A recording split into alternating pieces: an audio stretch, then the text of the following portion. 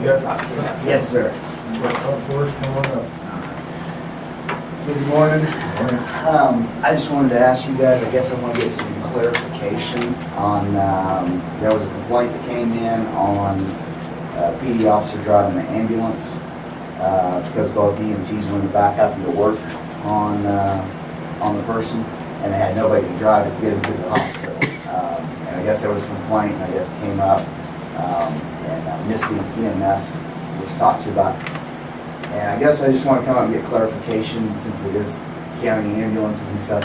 Is it okay or is it not okay for the PD officer in an emergency to drive an ambulance if both EMTs have to be in the back and we're there on scene? And I just want to be able to, that way if somebody, if you say, yeah, it's fine, somebody complains, that we're able to say, you know what, I went and talked to the county commissioners, because I don't want to do the whole, well, let's keep doing it until somebody really comes down on it. So I just want to find out from you guys if that's an okay thing or not. Mike, Aren't you on the fire department? I am, and Tori was you're actually talking on about Tori? EMS, but we just hired a new guy last night. Once he goes through the academy and gets his emergency, I guess I just wanted to come up, since it was a complaint and it was a PD officer. I want to come up and just find out for sure. Tori's on the service. Right. my only question is the issue of liability. If there's some, if she commits a traffic offense and has a wreck, does county insurance pick that up? Yeah, or she's on the county EMS service. Well, I understand. So, And he's on no the need to county, get excited. It's he's on only the county fire 8:31. department. they're So, both qualified. Well, I don't know if they're qualified. I just want to make sure they're on our insurance Yes, policy. they are. All right. Well, if they're on ours, then I don't have an issue. Okay, so just an officer that isn't either on the fire department or EMS, then that will be a no for them. And just so that I can tell them, I just don't want them to do anything that's going to get us in trouble. Yeah, I just don't want there to be some sort of liability issue, Okay. and then nobody, Yeah, as long as they're on the payroll. everybody's insurance go, oh, we ain't paying that, we ain't paying that. Okay, well, that's all I wanted to. Well, was there something about the qualifications of the driver? If they're a first responder, they can't go in the back, I don't think we got that. but as a driver, isn't it the same way at the fire department? Can anyone drive a fire truck, or they have to be a... It depends on the chiefs that they were setting it up where they want certain ones to drive certain. Because you have a lot of new guys that have never driven a fire truck. I know one time they were talking about it. And one of them put them in a big truck with the way the water moves and everything else. They have no idea how to really drive them or drive them once they get on scene. So they really have more experienced drivers do them. And I think that's kind of left up to station. So. For what you're talking about, it means that there would be EMTs in the back. I think that would take that out of play. He would be purely acting as a driver, driving an emergency vehicle to the nearest hospital. And they have to have a CDL? No. No. No. And the big thing was that morning there was another EMS call. So everybody was spread thin, and the problem was we had to wait on the Stafford ambulance to come over here. So the Stafford ambulance came over. Well, it came over with an EMT, and I don't know who the other person was. I don't know what their role was. The problem was that they needed both of them back because it was difficulty breathing, and they were both out to work. So Tori jumped in, which she is on EMS. Misty called her, but I guess it was just, I'm not on EMS, but if I get there, am I okay that if both of them have to be in the back because they're trying to save someone, work on them, to get them to the hospital? That's not uncommon. A lot of us have driven the ambulance. And I just, because it came up, and I guess I never busy in the thought of it being an issue, but because it came up, I just wanted to come up and get That's not an clarification. issue with us. Okay, that's all I wanted to know, just so that I know, and at least we checked on it. Yep. So, okay, well, I appreciate it. Thank you, gentlemen.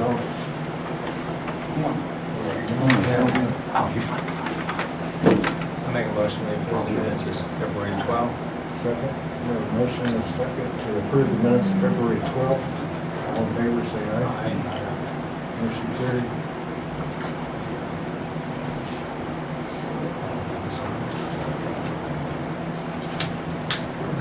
Tax roll corrections? Sure. So we accept tax roll corrections. Second. Okay, we have a motion and a second to approve the tax roll corrections. All in favor, say aye. Aye.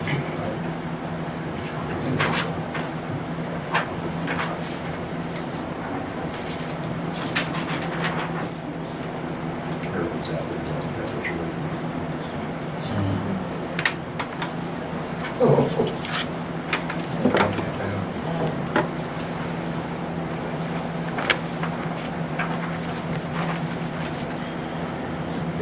You ever seen it? I have that much for paper, I can't remember what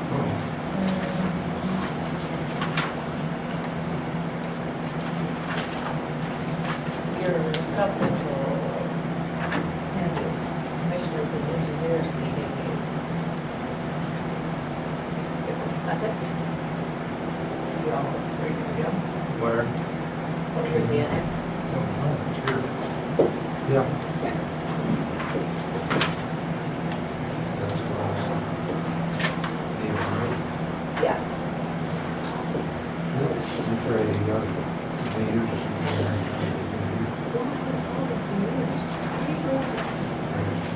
Is that the one that used to held in that?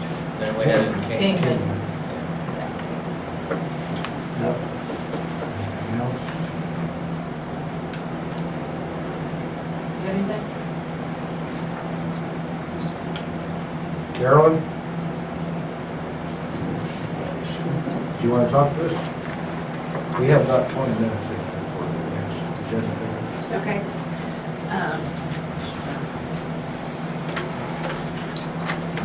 So, city commission, here in the last I talked about, things that we approved them. They said that they would rather, find a date for a dedicated meeting because they want to, conflict with the second meeting night. So they suggested either the 9th and 16th of March. 16th is probably more, so I would.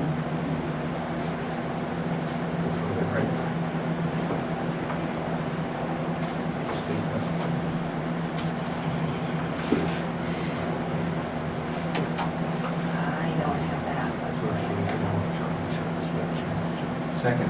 Second week of March. The 9th of March, second.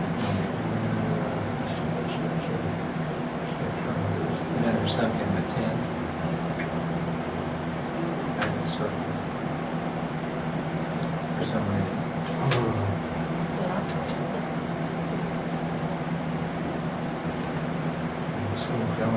Oh, maybe that was just.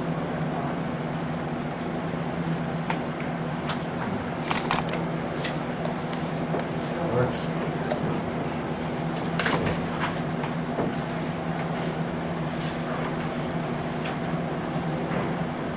No, I bet you it is that. I think it'll be done on the side. I think, right. Yep, we'll be over.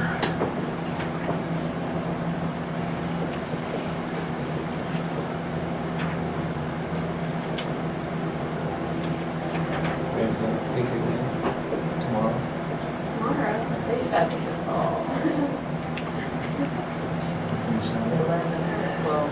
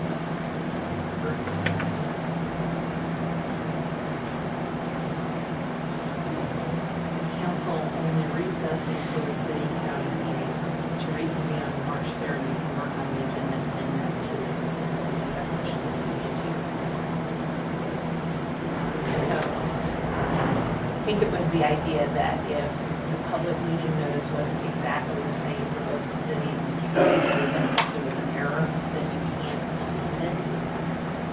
And so if it is a recess, then you can amend an agenda item.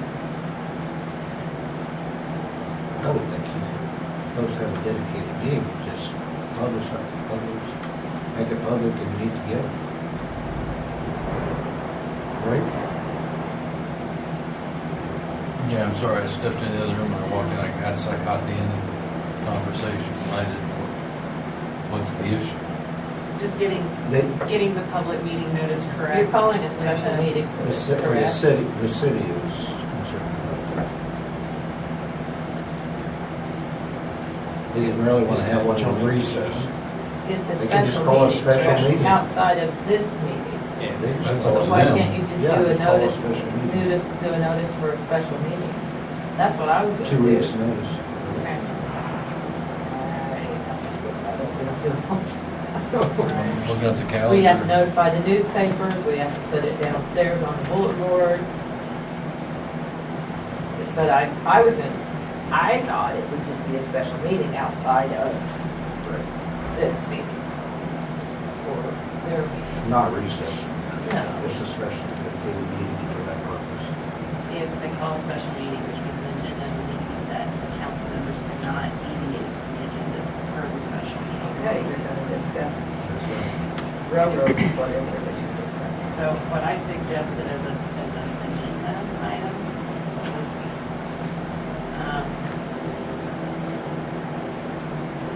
discussion to share information and explore opportunities for the county staff or the city of St. John to work collaboratively toward economic growth.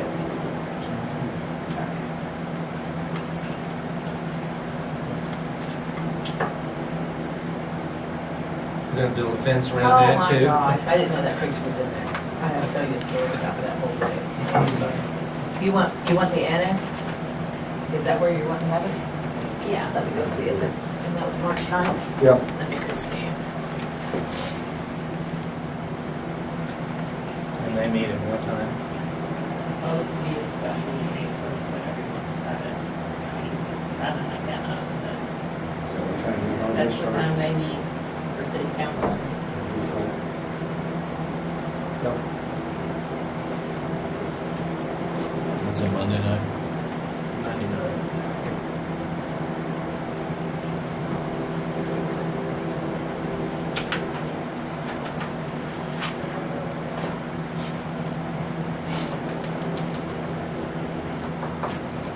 The room's already booked that night. I thought it was. I couldn't remember. Yeah. Okay. December report. It's some insurance meeting. I don't know. She booked it a long time ago. Where? Library. Yeah.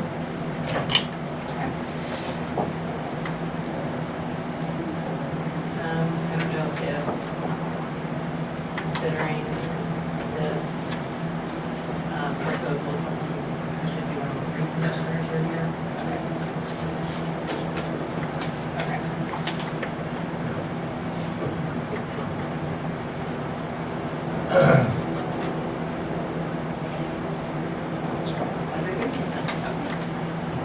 Okay. Thanks. Let us know. Okay.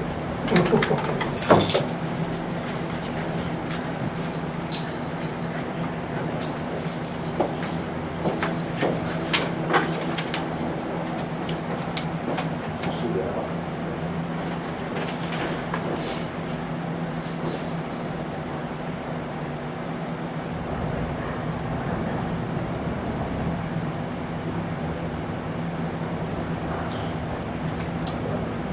I'm assuming we've talked to her.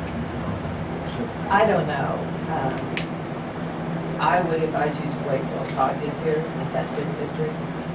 You could go ahead and accept the resignation, but, because I know he was going to talk to Marvin, but I don't know if they are. So we can accept the resignation. but not Unless take you want to wait nomination. for Todd to do that too, since it's his district. It's up to you guys. Go ahead Well, and since he accept his did it in February 15th. Okay. I'll make a motion to accept Harold Curtis's resignation as of February 15th, 2020. Second. We have a motion, second to accept the resignation of Harold Curtis for the Byron Township clerk. All in favor, say aye. Aye. Aye. Opposed, no. Motion carried. We need to make sure that somebody stopped tomorrow. Yeah, I'm not sure if he has or not. So, that's good. What is the third? It's that minimum maintenance road thing. That's it. We started it, it's the public hearing on it. I don't think you've heard anything Yeah, from but I think anybody. when they- We just have to pass that resolution. we need to wait till. After. You have to wait till 9 o'clock and then wait a few minutes and then you can do your thing. Anything else then, no? We'll recess here.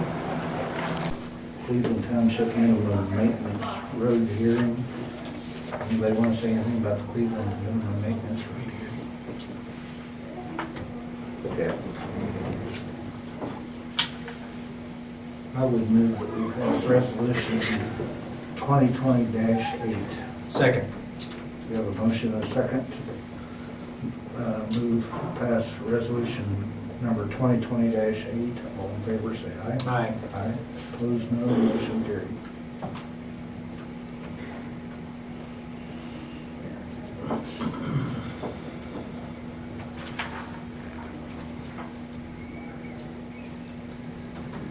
Okay, now we wait on the hospital.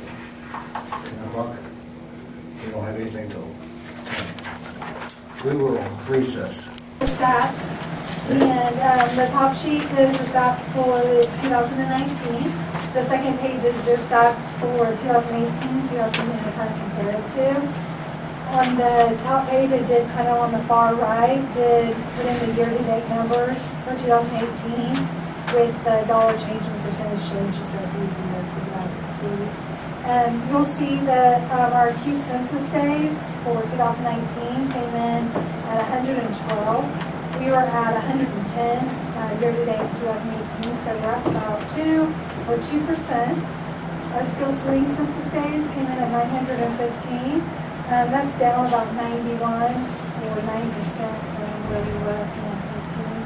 Our skilled intermediate census days came in at 641, which is down about 6% from where we were in 2018.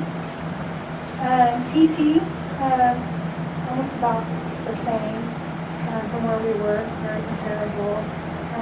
Occupational therapy down about 13% from where we were in 2018. Speech therapy down about 14%.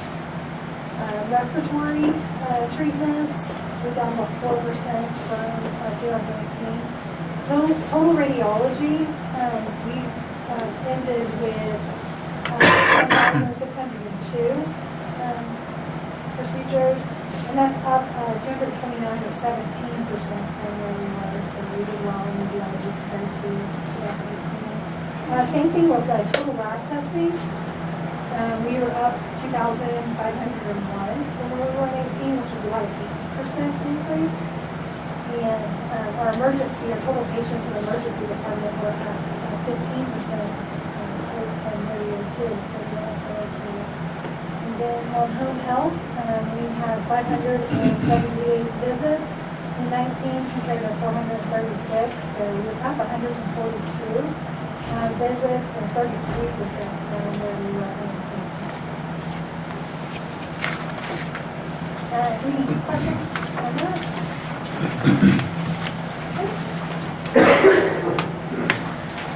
So next thing I'll go over is December 31st, 2019.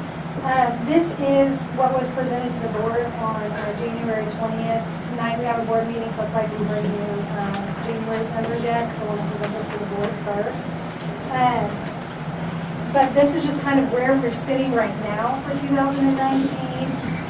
Since those have been presented, we're trying to get the year closed out and get ready. We have our auditors that are coming the third week of March to audit 2019's numbers. And so as more AP invoices come in, we'll have to add those that related to 2019 you'll have to add that additional AP. And we'll look at our contractual adjustments on our AR one last time to see kind of what payments came in after year end and adjust our contractuals right for the auditors come. The deferred outflows, which is like a papers entries, we outsource those to PPD, so those will be some changes that we would see when the audited ones come out. And then our cost report will be prepared in April, and so we don't have a receivable or a payable index. So I just kind of wanted to say is we just kind of preliminary where we're at. And right now, this is kind of where we're sitting, but we do expect some changes in those.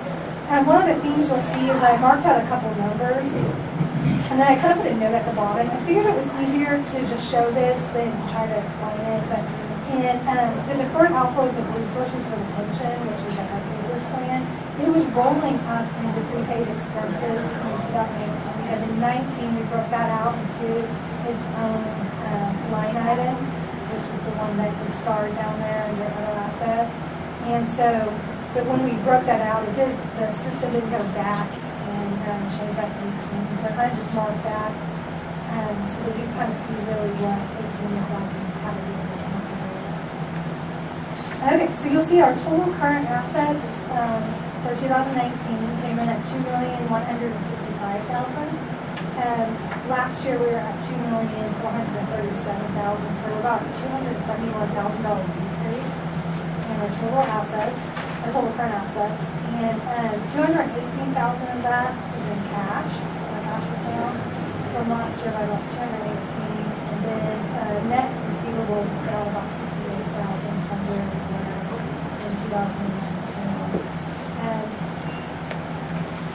On our total other assets are at $17,000, which is where we were in 18, and that's where BKD, when they come to do the audit in March, they will get the actuarial report. They will adjust that number according to that actuarial, so that number will change. Our total property, plant, and equipment came in at $1,939,000. Last year we were at $1,637,000, so about $302,000 increase.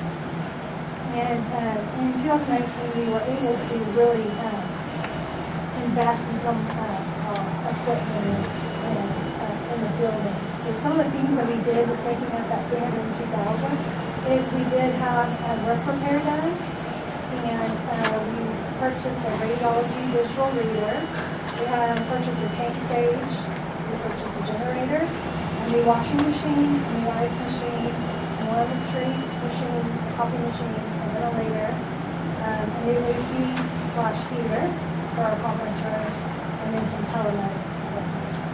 So those are some of the things that we were able to do.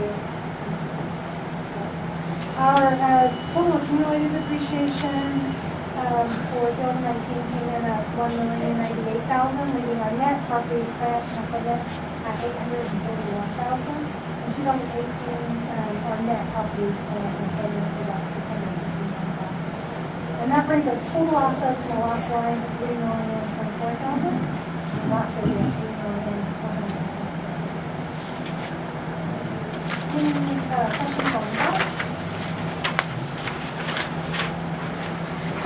On the next page is our liabilities. You see our total current liabilities came in at $6,845,000, and that's up about $716,000 from where we were last year. And the majority of that is sitting in that first line, which is accounts payable. At 12/31/2019, our accounts payable was at $6,736,000. And if you break that out, our accounts payable is due to CPC staff rate is $6,521,000, and then the other, like non-CPC AP is at $213,000. Our total long-term liabilities came in at $1,707,000. Last year we were at $1,658,000, so about $48,000 increase there. You'll see on the first line, our long-term portion of notes payable, we did pay down our notes payable by about $55,000. And then on the long-term portion of capital leases, you just see that one at $104,000. And that's due to we purchased the generator, was a capital lease that we in the telemetry machine municipalities. So those together, our capital lease went up 153,000, but we paid down it at 49,000. If you add up the liabilities all together, We did those with local.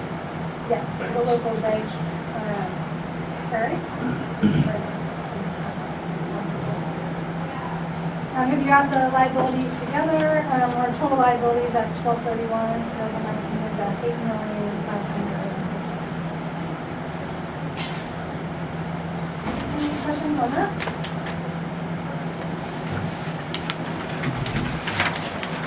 Okay. So on the next page is our income statement, which is our revenue. And on the left side is just the month of December, and then on the right side is our year-to-date. So you'll see that we finished the year with total patient service revenue of $4,317,000.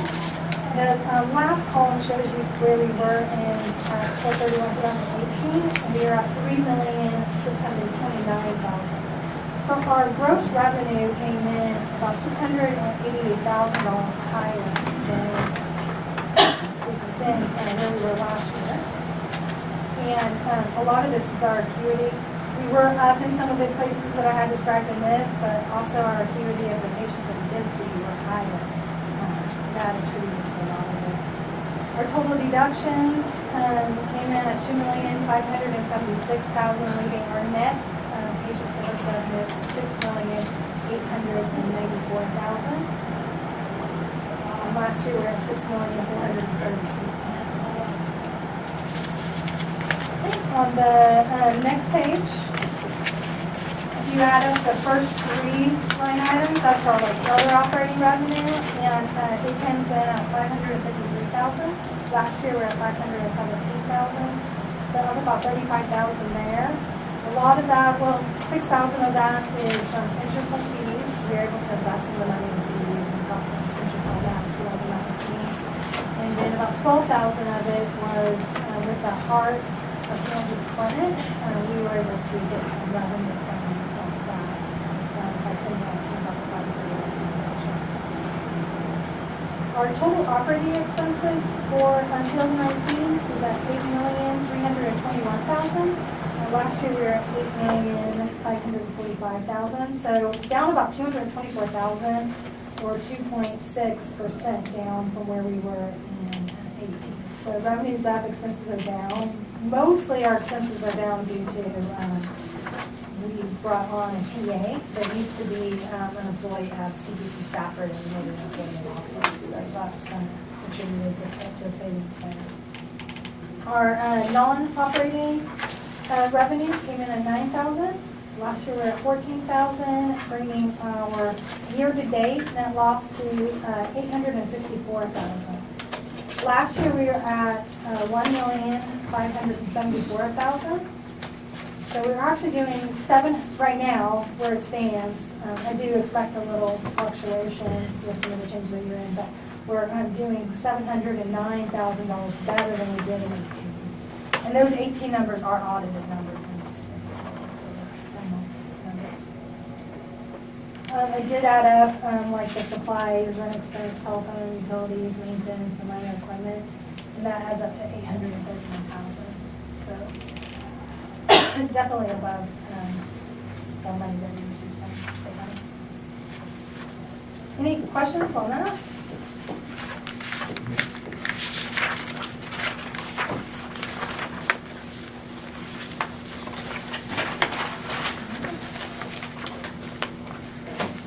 And then I did leave you guys with a APA that I know you guys talked about.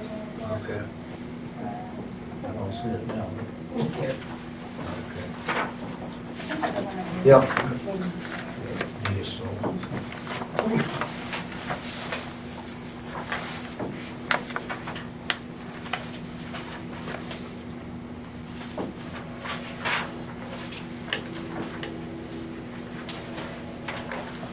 I had a couple questions from patrons that why the hospital didn't take Medicare Advantage? Sure, yeah. The easy answer is because they're critical access, and I can explain why. The critical access hospitals, with the exception of maybe some very high volume critical access hospitals don't take Medicare Advantage. The reason is it's mathematical. And let me back up. We don't look at insurance when you're talking about if someone comes to the ER or someone needs to be admitted to acute care. We take care of them regardless. They have no insurance. But it's more for an elective type thing. We don't take that for especially for our skilled care program. That's where the Medicare Advantage really Medicare Advantage shouldn't even market to the county because we don't have a contract that we. We're not aware of any contract we have with them. So if the hospital and the county does not contract with Medicare Advantage shouldn't even be offering themselves to anyone in the county. Now, the way it works, just looking at skilled care alone, which skilled care is a or maybe the major portion of our hospital that helps this hospital grow. It's the most money generating revenue for our hospital. The way Medicare figures how they reimburse for that is they have either Medicare days or non-Medicare days. Okay, so what goes into Medicare days is Medicare or Medicare Advantage. So I'll come back to those in a second. For non-Medicare days, what Medicare does is at the end of the year on the cost report, they subtract the Medicaid, so Medicaid, not Medicare, but Medicaid nursing home rate, which is around $160 for every day that we have someone that's non-Medicare day in the hospital. So if they're self-pay, if they're Blue Cross, Blue Shield, anything other than Medicare or Medicare Advantage, that goes in non-Medicare days. And whatever we collect against that, if we collect at least that 160 or 180, whatever it is, then we're about a break even there. But so that operates like a normal business. But the bigger portion of our stuff is the Medicare days. And that's really important to us because we're low volume and we want to get back as much of our expense as possible. And it's millions of dollars a year that's on the line for this. So what they do when they figure out what percentage of expenses of these Medicare days or the majority of our skilled patients that they're going to reimburse for is in the numerator is Medicare only. In the denominator, it's Medicare plus Medicare Advantage. So if we accept, like a year ago, we accepted a patient and they stayed 40-something days, and it ended up, estimating the cost of the hospital $800 to $1 million that they couldn't collect from the expenses. So that's the reason why critical access hospitals generally do not take Medicare Advantage into their scope. If it's not just that, Medicare Advantage will pay us sometimes a little bit of money towards that. It's a few $100s, but our daily rate is several $1,000s, and so we actually lose several $1,000s a day for every day that they stay. Not just that we're not collecting against it, but the hospital will actually lose several thousands of dollars a day for every day they stay in the hospital. So that ratio that he was talking about, so let's just say you had 50 days, you had 100 days, and 50 were Medicare, 50 were Medicare Advantage. So then at the bottom, it's going to be 100, and you can only put the Medicare, not the Medicare Advantage. So now you're at a ratio of 50%. Well, then they apply that 50%, and like all simple, to your expenses for your paramedics, right? So then you just missed out on, so if you can keep that ratio higher, then you're going to get higher reimbursement. So Medicare Advantage does pay you, but they're not going to pay you nearly what you're going to lose, like all the hospital Advantage. Where does that work to have Medicare Advantage? What kind of hospital? Well, I mean, any hospital that that's not critical access, because I mean they pay something. They pay the Medicare rate for these services, and so it's on average probably $300 a day or so that they'll pay.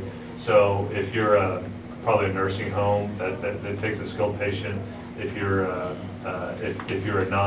short-term acute care hospital, or or a critical access hospital that has such a large volume of patients that really the critical access designation is does them more harm than good, meaning, you know, they have enough volume to overset their operating costs, their fixed operating costs, then it makes sense for any of them to take Medicare Advantage. So like any of the, you know, Pratt, any of the hospitals at Wichita, it makes sense because they'll get paid for it, and we would get paid too. But then the government reduces us the amount they'll pay us back on the cost. But for example, I mean, roughly speaking, let's say, I think we're somewhere around $4 or $5 million a year that's spent in our inpatient skilled care department on expenses, nurse staffing, all the expenses related to making sure we can take care of the patients. In Katrina's example, let's say we have, let's just make it real simple, 1,000 patient days, and they're all Medicare. Then we get back all that $5 million, roughly speaking. If we have those same 1,000 Medicare patients, and we also accept 1,000 days of Medicare Advantage, then we, instead of getting back $5 million, we get back $2.5 million. So those patients cost us $2.5 million. Now we'll get some money back from those patients, but $300 a day times 1,000, you know, you're talking about $300,000. So the net loss is just under $2 million for the hospital to take those Medicare Advantage patients. I'm not sure I can explain that to you guys. Well, I think I got the gist of it. I think that the short, simple is although Medicare Advantage pays us for the days, the way Medicare works on critical access hospitals, it will end up costing the hospital thousands of dollars a day. And so we encourage people, I mean, you don't want to encourage people not to take Medicare Advantage because there's different reasons people sign up for it. But I think it's important for the community to know that if you live in a community and your only hospital is a critical access hospital, it's a relatively small community, then generally speaking, you probably won't get an option to do skilled care there. If you need to take care of inpatient, get your labs done, even though that does hurt the hospital, it doesn't affect the patients. But if there's something that is elective, like skilled care, you can go to skilled care in many different places. It's not emergent that you can go to skilled care. That's where that's generally not offered at critical access. Yeah, I was told that it was just a matter that you didn't want to do the paperwork. And I said, I kind of doubt that. No, we're happy. Now, okay, now here's a dig at the Humanas and everyone else. Okay, so this is aside from the critical access part. Almost every patient we admit to skilled care that has Medicare Advantage, they universally deny all those patients. We have to go back and fight for those patients, and we ultimately win to get it, yeah, if we want to. You know, really it's better for us to just write it off and not do it because it hurts us. But all these Humanas, that's how they make their money. They're basically contracting with Medicare. So whatever you paid into the Medicare system, you can have Medicare as your insurance, or you can have Humana as your insurance. Well, Humana is not going to do it for free. They get a markup, and the way they do that is they deny everything, they fight everything, and so it's a pain in the butt. Now that's not why we don't take. I'm glad I got my Humana card yesterday. Yeah. It just took a month and a half to get that. Yeah, no, they're really. Should have thought that really through. I hate difficult. the whole system. Well, and that's how they make their money is they shortchange it and they fight it and Now, is United Healthcare the same way? well, United does have, I think, a Medicare Advantage, but I don't think they have it in this area. I think it's all Humana. United, you know, one of the easier. Now it's getting into kind of billing stuff, and it's, you know, I don't have a billing person. If you know a little bit more than I do, but Blue Cross Blue Shield is usually pretty easy to bill off.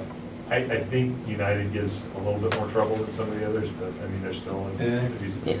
It can be a challenge to collect it. Yeah. I'd say from what I see, the biggest trouble we have is the Humanas. Mm-hmm. You know, That's the. How's that? Great. they don't want to pay for this. Now they will, but you have to go through several appeal processes, and sometimes I get involved. Can you And change your mind? we had the pay. I tried to tell my wife that. But So what happened a year ago, the patient that was there for 40-something days, that ended up costing us $800,000 to $1 million. We went through two appeals. There was one appeal left with the judge to get paid by Humana. Humana didn't want to pay, and then we realized, why are we trying to appeal this? Because it's going to end up costing us more money if we win that. So we declined and we pulled back. The patient was so pissed off that she went and on the hospital's behalf and got on with the judge and argued it, and the judge looked at this and said, Humana, what are you doing? She needed the service. They provided the service. You're going to pay for it, and made them pay for it. But the patient was so furious about it, she got on the phone with the judge, and so. Shouldn't have to go through all that. No. Yeah. It really didn't even pay. It ought to be easier than this, right? It didn't even pay that much money. I haven't been on very long, but it's a bureaucratic nightmare. It is.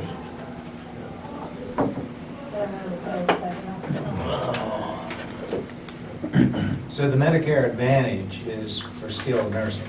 Well, no, Medicare Advantage has the same scope of coverage as Medicare, except they offer a few extra perks and things like that to get people to sign up for it. But the way they pay is different than Medicare. So they pay like at the PPS rates, like the short-term care hospitals and privates, all that. They don't honor the critical access. So the key word is a critical access. Yeah. They pay it. They pay it like, I'd say they pay it like Medicaid. It's like Medicaid. Actually, it's worse than that for us, because even Medicaid goes into that non-Medicare day bucket. Medicare Advantage is the only one that they take the money from us before expenses.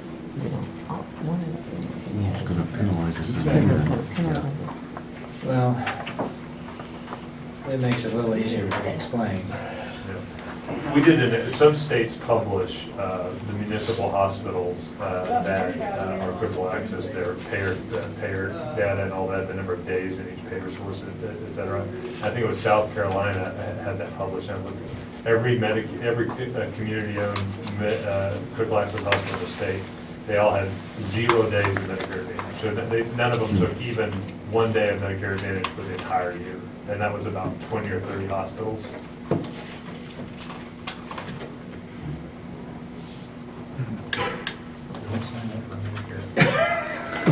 All right, I got it. You didn't, did you? No.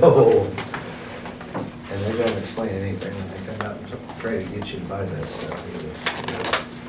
Well, You'd think it was important enough to sign you up, and want to sit down and talk to you, but no, they just want to sign you up. well, and that's the first clue is if they're a for-profit company that's when you sign up, that takes the budget that Medicare is giving them, then you know that they're getting a profit on that, and so someone's losing. So. That's exactly what I told them. If they don't want to talk to you, it's a problem.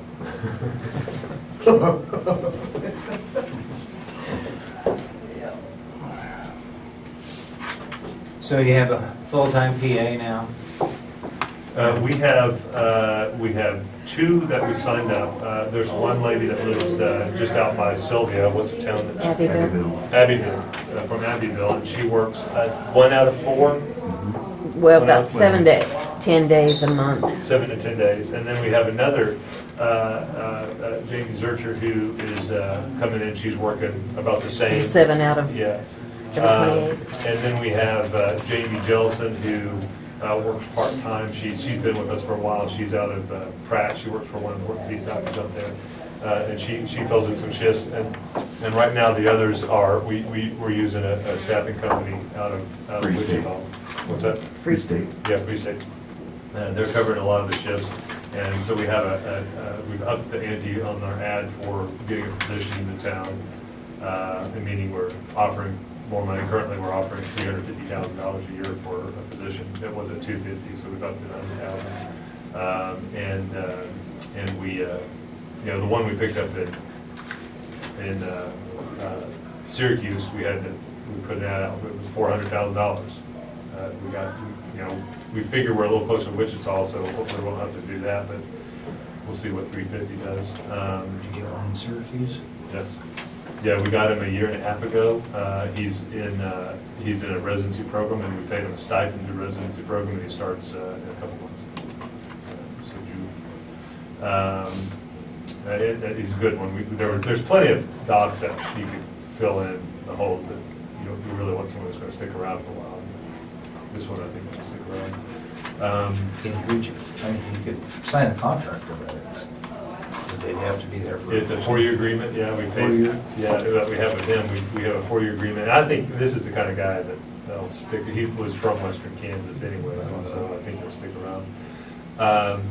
So we're still looking for another PA to reduce our staffing costs, because that's gonna hurt our bottom line the last several months. But ultimately, we want that position. We're looking for a full-time respiratory therapist so that we can develop our skilled care department to include more trachs and vents. We now have that ventilator machine, and that plus a respiratory therapist will let us start taking care of those patients. There's some management companies that were kind of spin off of ours out of Oklahoma that did some business in Kansas at a couple of hospitals and did vent programs there, and those hospitals terminated those contracts and they moved out, and they're not offering vent anymore at those facilities, so that gives an opportunity for us to start offering. So that's kind of what we're really going to focus on this year. That's that same guy told me you didn't do OT. I'm assuming he means occupational therapy, right? Yes. Well, he's wrong, right? I mean, Right. you do that. We do. Yes. As long as it's not Medicare Advantage. Well, right. That's true, it was, I guess. So. Yeah, we have, I mean, we can do a little occupational therapist with our full-time PT, depending on what it is, but we have a full-time physical therapist, and then we have the other services like speech and occupational and whatnot are contracted, but we offer them. It's just not as much volume for those, so it would make sense to have a full-time occupational therapist on staff. But yeah, it's available. Well, but I don't believe we can do occupational therapy at home health. Yeah, oh, it's at home health. I think it's Maybe strictly that's- in-house. That's- So that may be the that's point, what we do, because yeah. the contract services that we utilize, we'll just do Yeah. in-house or It's out. in-house only? In-house at this time. Yeah, I think that was And so, the situation. so the physical therapist can do, like you said, supplement some of the occupational therapy Yeah, treatments, but yeah, a lot of the occupational therapy, some of it, I mean, even a nurse can do. A lot of it's just assessing that, if you want a formal occupational therapy assessment of your property to be done by an occupational therapist, that's one thing that, we can't do. But, doing nurse assessments and physical therapy assessments of kind of common sense, okay, well, we need to get a ramp going here to be able to get in and out of your house, or put some shower bars up, things like that. We can do that, those kind of assessments. But, physical therapy, there's a lot of overlap between OT and PT.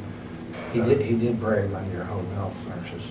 He said they were able to do everything that probably could have done occupational therapy anyway. Yeah. mhm. Once they kind of get what needs to be trained on, they can. Yeah. What else are you hearing? Anything else good or bad? No. Not really anything, like I said, except for a couple of two Medicare. Yeah. That's it. Those are tough ones because we really, the hospital, these hospitals' bread and butter is the 65 and older crowd that has Medicare, and to have someone that's 65 and older, but then, that needs several weeks of treatment in our hospital and qualifies for Medicare, but they have Medicare Advantage. That's a tough one for us to swallow because we want to take them really, really bad. That's that's the main thing we think. That's what I told him. It didn't make any sense that they don't take it. Yeah. It's not paperwork. It's Yeah. just- And even if we broke even or lost a little bit of money, we'd do it just because they're part of the community. But if you're talking hundreds of thousands of dollars lost to take one patient, we can't do that. Yep, I could see that.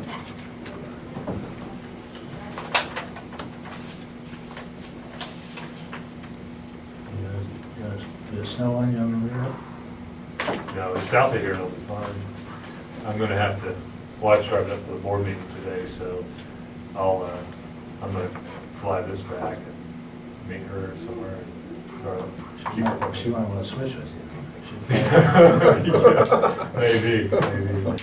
Yeah, we're gonna be in town all night tonight. So. part of what we're talking to the board tonight, strategy. I know an area of anxiety has been the accounts payable, and so we've been working on, and we're going to continue to work on strategy to eliminate the accounts payable over a period of time, and we're going to plan to keep it from increasing anymore. And so we're starting a formal meeting with the board tonight to discuss, all the different options about doing that. And we have the BKD person there, the accountants that'll help us with that. We've already had some good meetings with them and the hospital board about how to arrange all of that. So, hopefully over the next several months we'll be reporting back. Maybe by the next time we come back, we'll kind of give you an update on how that's going. Yeah. Very good. Thank you. Appreciate it. Steve, did you want this voted on? Or do you want me to keep it? I'll give it back. Thank you, guys. Thank you. Thank you.